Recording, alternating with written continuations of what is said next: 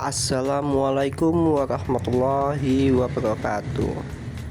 Izin memperkenalkan ide usaha kami yaitu Banana Choco, dengan saya sebagai ketua anggotanya yaitu Rizky Aldi Permana, dan ditemani oleh partner-partner saya yaitu Filosofi Dwi Anafis, Muhammad Ilham Pratama, dan Raihan Arfasadana. Di sini kami akan menjelaskan sedikit tentang ide usaha kami yaitu Banana Choco.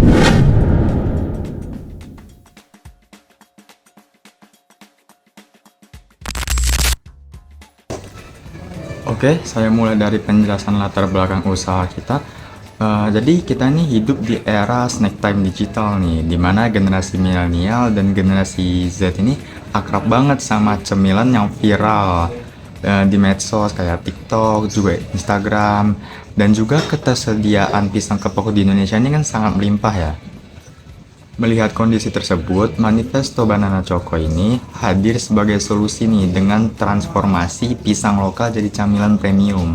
Apalagi kita di Lampung kan terkenal banget nih sama keripik pisang dengan taburan bumbu manis gitu kan, yang biasanya familiar tuh bubuk coklat. Ya biasanya kayak oleh-oleh khas Lampung gitulah. Melalui inovasi keripik pisang tadi, kita nih yang beda itu dipadunya sama coklat lumer berkualitas. Selain itu kita juga gunain sistem pre-order biar produknya selalu fresh, jadi minimalin resiko kerugian sekaligus ciptain kesan eksklusif juga hype di medsos. Adanya konsep ini, kami nggak hanya jual cemilan tapi juga ningkatin nilai ekonomi di produk lokal agar mampu bersaing di pasar modern. Oke, selanjutnya di sini saya akan menjelaskan rumusan masalah dari proposal kami. Adapun rumusan masalah dari proposal ini yaitu: satu, bagaimana cara membangun brand awareness dan menghasilkan 100% sold out di setiap sesi pre-order menggunakan strategi kontak marketing, TikTok, Instagram tanpa perlu biaya iklan yang besar. Yang kedua, bagaimana sistem produksi berbasis PO dapat diterapkan secara efektif. Lalu yang ketiga, bagaimana menjaga formulasi coklat lumer agar tetap tebal, creamy, dan stabil saat pengiriman, sehingga konsumen mendapatkan pengalaman premium yang... Oke, selanjutnya purpose. Nah, jadi cemilan yang kami buat ini yaitu Banana Choco bukan soal mengisi perut, melainkan harus mempunyai cerita dan inovasi yang bikin orang selalu ingat dengan branding yang diberikan oleh Banana Choco yang kami produksi. Tujuan utama dibuatnya Banana Choco ini untuk menghancurkan batasan antara stigma masyarakat tentang makanan yang lokal dan perpaduan dengan makanan yang premium, sehingga makanan tradisional seperti keripik pisang ini dapat bertahan di era yang sekarang. Nah, di Banana Choco ini kami melakukan dua inovasi. Yang pertama ada inovasi rasa. Inovasi rasa ini kami ingin Banana Choco ini dilumeri coklat yang lumer dan premium dan dicampuri dengan kacang wijen, sehingga membuat kesan yang eksklusif dan premium. Nah, yang kedua ada model yang eksklusif. Jadi Banana Choco ini menggunakan sistem berbasis pre-order sehingga dapat mengetahui jumlahnya permintaan yang diberikan oleh pasar, sehingga kami dapat menyediakannya. Oke, sekian dari Nabel Purpose. Terima kasih.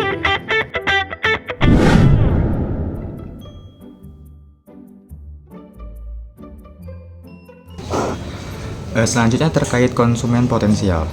Target utama Manifesto Banana Choco ini itu generasi Z sama generasi milenial muda yang punya kebiasaan ngemil nih.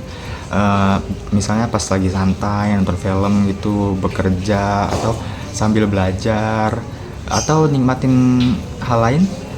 Jadi generasi Z ini kan cenderung tertarik pada produk viral eksklusif ya, dan juga yang punya tampilan menarik gitu kan. Kalau kita biasa tahu sih kayak orang-orang FOMO gitu, pengen nyobain, pengen tahu gitu. Jadi sistem pre-order ini sangat relevan lah bagi mereka. Sementara itu milenial muda nih lebih merhatiin kualitas rasa sama bahan.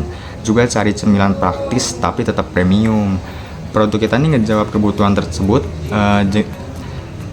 dengan menawarkan rasa coklat lumer yang konsisten dan kemasan yang estetik. Selain demografi, secara psikografis, kami menargetkan konsumen yang gemar mencoba inovasi rasa, juga memiliki fear of missing out, sehingga mereka terdorong buat beli sebelum kuota kita habis. Selanjutnya di sumber daya tarik. Buat dukung operasional usaha, kita memiliki sumber daya fisik utama. Pertama, peralatan produksi kayak kompor, wajan penggorengan, alat pengiris pisang, timbangan digital, serta alat pengolahan coklat yang digunain buat jaga konsistensi rasa produk. Ya, kedua, area produksi berupa dapur yang higienis, juga terpisah dari area hunian, sehingga memenuhi standar kebersihan lah. Ketiga, di peralatan pengemasan itu kita juga pakai yang premium, yang berfungsi itu ngejaga produk tetap aman, fresh, juga menarik secara visual. Seluruh sumber daya fisik ini dirancang buat dukung proses produksi yang efisien, juga berorientasi pada kualitas. Selanjutnya itu ada produk inovatif. Jadi produk kami ini sangat inovatif dan sangat kreatif di kalangan sekarang banyaknya produk-produk yang dijual di pasaran. Jadi kami tidak hanya sekedar menjual keripik pisang, tapi kami memadukan dengan manifesto banana koko, sebuah inovasi cemilan yang mematahkan kebosanan rasa di pasar. Bayangkan keripik pisang lokal yang digoreng hingga sangat renyah, lalu dibaluri dengan seperti coklat, seperti green tea dan sebagainya. Apa yang membuatnya berbeda? Jadi tekstur ganda. Keripik kami adalah keripik pisang yang digoreng menjadi renyah, lalu dibaluri dengan seperti coklat atau green tea atau matcha. Jadi menghasilkan keripik yang renyah lalu dibaluri dengan itu. Jadi rasanya itu kayak double. Kita gigit dapat renyahnya, terus pas sudah lama-lama yang krimnya itu jadi lumer. Selanjutnya kualitas. Nah, seperti yang saya bilang tadi, lumer tapi tetap stabil. Kami tidak menggunakan coklat bubuk biasa, kami menggunakan coklat batang berkualitas bagus. Nah, jadi bukan hanya mengandalkan kuantitas, kami juga sangat memperhatikan kualitas dari produk kami. Selanjutnya membuat pisang lokal naik kelas. Kami mentransformasi bahwasanya kalau misalnya keripik pisang aja kan kayak udah sering gitu kita jumpain, keripik digoreng terus dibungkus dijual, tapi kami ini kayak berinovasi hingga membuat keripik itu naik kelas, itulah ibaratnya. Lalu desain Instaworthy, tampilannya yang lumer dan glossy, sangat fotogenik, cocok untuk dipamerkan di Instagram atau TikTok. Inovasi ini mendukung strategi pemasaran kami agar produk mudah menjadi viral secara Oke, sebelumnya di sini saya akan menjelaskan mengenai analisis SWOT pemasaran. Nah, yang pertama itu ada strength atau kekuatan. Nah, produk kami ini memiliki beberapa keunggulan, terutama di bagian inovasi produk, yaitu perpaduan antara keripik yang renyah dan juga coklat tebal yang lumer. Nah, kombinasi antara dua ini tuh memberikan pengalaman yang berbeda dibandingkan dengan keripik yang lain. Usaha kami juga menggunakan sistem pre-order. Nah, sistem pre-order ini tuh lebih mengefisiensi dalam hal produksi dan juga menjaga kualitas produk tetap fresh. Untuk keunikan ini juga berpotensi untuk menciptakan hype di media sosial. Yang kedua itu ada weakness atau kelemahan. Namun sistem pre-order ini membuat jumlah produksi terbatas, jadi konsumen yang harus menunggu. Nah, biasanya kan kalau kebanyakan orang lebih suka langsung membeli gitu loh, enggak yang pre-order dulu karena kelamaan nunggunya. Juga ketersediaan bahan baku itu kadang nggak menentu, kan kita kan terkadang suka pakai pisang kepok. Nah, untuk pendapatan bahan persediaan itu dalam aspek harga dan juga kualitas dari bahan yang kami dapatkan itu tergantung musim. Kalau emang musimnya lagi bagus, maka pisang yang akan dihasilkan itu akan lebih berkualitas. Untuk yang ketiga ada opportunities atau peluang. Nah, peluang terbesar datang dari perkembangan social commerce seperti TikTok Shop dan juga Instagram yang sangat efektif untuk produk yang viral. Nah, selain itu juga tren konsumen yang mendukung produk lokal menjadi peluang untuk membangun citra merek yang lebih kuat. Dan yang terakhir itu ada ancaman. Untuk ancaman utamanya yaitu produk yang mudah ditiru oleh kompetitor lain. Resiko dalam pengiriman dan biaya logistik juga dapat mempengaruhi sistem pre-order. Oke, selanjutnya saya akan membahas tentang 4P, yaitu produk, price, place, dan promotion. Nah, jadi untuk produk, kami menjual banana choco ini dengan keripik pisang yang lumer dan dicampuri oleh coklat, sehingga membuat kesannya yang lebih menarik yang dicampuri dengan kacang wijen. Untuk kualitas produk ini, di banana choco kami ingin menerapkan SOP coklat yang lumer sehingga ketahanan rasanya itu tidak berubah-ubah. Nah, untuk produk tetap aman, rapi, dan konsisten saat diterima oleh konsumen. Jadi, untuk selanjutnya atau kedepannya, kami ingin banana choco ini mempunyai rasa atau inovasi yang baru, seperti ditambah oleh rasa matcha atau rasa-rasa yang lainnya. Oke, selanjutnya itu price. Jadi setelah strategi harga menggunakan premium pricing, yaitu harga di atas keripik pisang yang biasa, namun tetap value for money karena kualitas coklat yang rasanya unik, kemasan yang premium, konsep eksklusif, PO harga atau pre-order, serta diberikan early bird atau diskon ringan untuk pelanggan yang mesen di awal atau lebih awal saat launching. Nah, tujuannya mendorong keputusan cepat dan meningkatkan konversi. Jadi selain memberikan diskon, kami juga memberikan paket bundling seperti beli 2 dapat 1 dan sebagainya. Oke, selanjutnya less. Karena banana choco ini tidak memiliki stand atau gerobak langsung untuk menjualnya, jadi kami menggunakan sistem pre-order atau menerima pesanan langsung baru memproduksinya, sehingga kami tahu berapa permintaan yang akan harus diproduksi dan menjaga kualitas bahan baku supaya tidak basi atau overhead. Nah, selain pre-order, kami juga ingin menggunakan seperti bazar-bazar gitu yang kolaborasi dengan organisasi atau tempat-tempat umum yang terbuka atau khalayak seperti stadion atau konser yang bisa digunakan untuk stand bazar di banana choco ini. Selain pre-order juga, kami ingin menerapkan atau menjualnya di platform-platform media sosial seperti Instagram, Facebook, TikTok jika bisnis ini sudah meluas. Nah, yang terakhir ini adalah promotion. Jadi setelah kami menerapkan pre-order, kami juga butuh atau promosi sehingga orang tahu apa yang bisnis kita ini jual. Nah, untuk promosinya kami menggunakan platform media sosial seperti Instagram, Facebook, TikTok, atau WA bisnis juga bisa.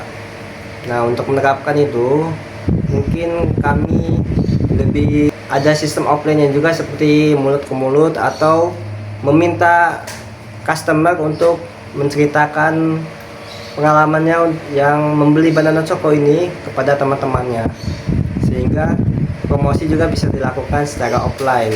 Nah, selanjutnya jika bisnis ini meluas, mungkin kami bisa menyewa influencer yang berada di sosial media sehingga dapat memperluas pasar di banana choco ini. Sumber daya manusia yang ada dalam bisnis kami. Jadi sumber daya manusianya terdiri dari Rizky Aldi Permana, Muhammad Ilham Pratama, Filosofi Dwi Anapis, dan Rehan Sapardana. Nah, untuk Rizky Aldi Permana, ia menjabat sebagai manajemen bisnis inti atau CEO atau pemilik atau pendiri yang bertanggung jawab atas perencanaan strategis keuangan dan negosiasi sourcing bahan baku. Jadi dia ibaratnya CEO lah. Lalu koki atau manajer produksi. Nah, untuk produksinya di sini diserahkan atau dipercayakan kepada rekan-rekan kami, yaitu Muhammad Ilham Pratama. Jadi Ilham ini adalah individu yang bertanggung jawab penuh atas quality control produk, terutama konsistensi formulasi coklat lumer dan standar higienetis. Jadi Ilham ini harus kayak menciptakan SOP yang dimana agar keripik pisang yang kami buat itu rasanya konsisten dan stabil, tidak berubah-ubah. Lalu tenaga kerja pengemasan dan operasional PO. Jadi tenaga kerja pengemasannya itu saya sendiri, Filosofi Dwi Anapis. Tenaga kerja harian atau paruh waktu yang bertugas mengemas, menimbang, dan mempersiapkan pesanan PO dalam jumlah besar dari produksi. Selanjutnya spesialis konten digital atau kreator. Kreatornya itu Rehan Sapardana. Jadi dia bertugas kayak bikin konten, upload di sosial media kegiatan dari bisnis kami. Mungkin itu saja. Sekian. dari SDM. Nah, yang kedua itu ada sumber daya intelektual, di mana sumber daya intelektual ini berguna untuk menjaga keunikan dan juga daya saing produk. Nah, dalam daya intelektual ini, yang pertama itu ada resep rahasia.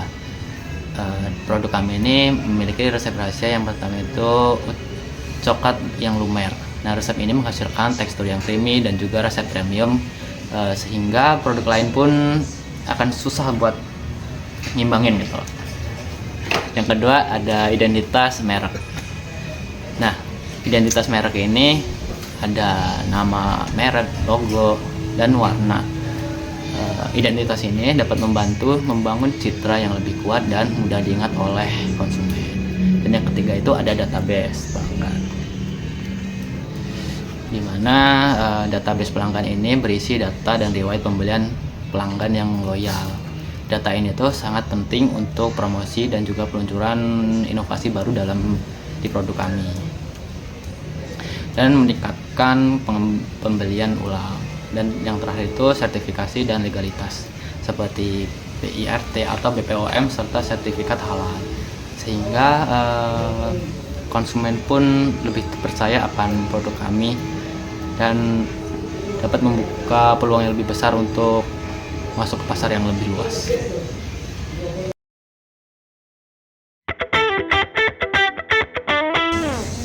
Dan selanjutnya terkait anggaran biaya. Dalam satu kali produksi, total estimasi biaya yang dikeluarkan adalah sekitar Rp84.500. Biaya ini udah mencakup bahan baku utama kayak pisang kepok, coklat batang, bahan pendukung seperti minyak goreng, juga kacang, serta biaya overhead berupa kemasan juga energi. Dari satu kali produksi, kita nih ngasilin 9 unit produk dengan HPP per unit itu sekitar Rp9.388. Dengan HPP tersebut kita punya ruang yang cukup lah buat nentuin harga dengan margin keuntungan yang sehat, sekaligus tetap kompetitif di pasar. Sistem pre-order juga bantu kita buat ngontrol biaya produksi agar tidak jadi pemborosan bahan baku. Itu hasil produksi. Jadi hasil produksi yang kami dapatkan dari bisnis ini adalah satu berat keripik pisang kering dari satu pisir pisang kepok mentah. Setelah digoreng menjadi keripik garing didapatkan bobot sekitar 1000 gram atau 1 kilo. Jadi satu sisir pisang kepok yang mentah itu kalau udah digoreng semua, udah dipotong-potong bulat-bulat gitu, dia diperoleh 1 kilo. Lalu selanjutnya berat total produk akhir. Nah, tadi kan produk kami itu adalah keripik pisang yang dibaluri dengan kayak krim coklat atau green tea atau matcha gitu. Jadi berat produk akhirnya itu keripik pisang yang udah digoreng garing itu dicampur sama krim-krim itu. Lalu setelah keripik pisang dicampur dengan adonan coklat lumer dan sebagainya, 1000 gram keripik ditambah 800 gram coklat ditambah 305 gram campuran lainnya. Total hasil produksi adalah sekitar 2150 gram atau 2,15 kg. Yang terakhir itu ada penghitungan harga pokok penjualan. Nah, usaha kami ini mengeluarkan biaya sebesar untuk produksi itu sebesar 84.500 yang menghasilkan 9 unit. Nah, untuk mencari harga per produknya itu biaya yang dikeluarkan sebesar 84.500 itu dibagi dengan total unit yaitu 9, sehingga menghasilkan nilai 9.300 sekian. Nah, untuk menentukan harga jualnya kami juga menggunakan margin keuntungan. Nah, usaha kami ini menggunakan margin sebesar 40%. Nah, untuk mencari keuntungan per produknya itu pembagian dari harga per unit dikali dengan persen margin yaitu 40%. Jadi ketemulah satu unitnya itu 3.700 sekian. Nah, jadi harga jual per unitnya itu adalah 13.143 sekian lah. Nah, tapi kami membulatkannya menjadi 15 agar ya lebih untung-untung dikit. Oke, setelah dijelaskan oleh teman-teman saya tentang apa itu produk Banana Choco, bagaimana penerapannya, sistemnya, dan bahan-bahannya itu dibuat, Secara garis besar mungkin saya jelaskan, Banana Choco ini menggunakan pisang kepok yang lokal. Jadi Banana Choco ini makanan lokal mungkin yang diubah untuk menjadi makanan yang eksklusif atau premium, sehingga makanan ini atau keripik pisang ini dapat bertahan di era yang sekarang.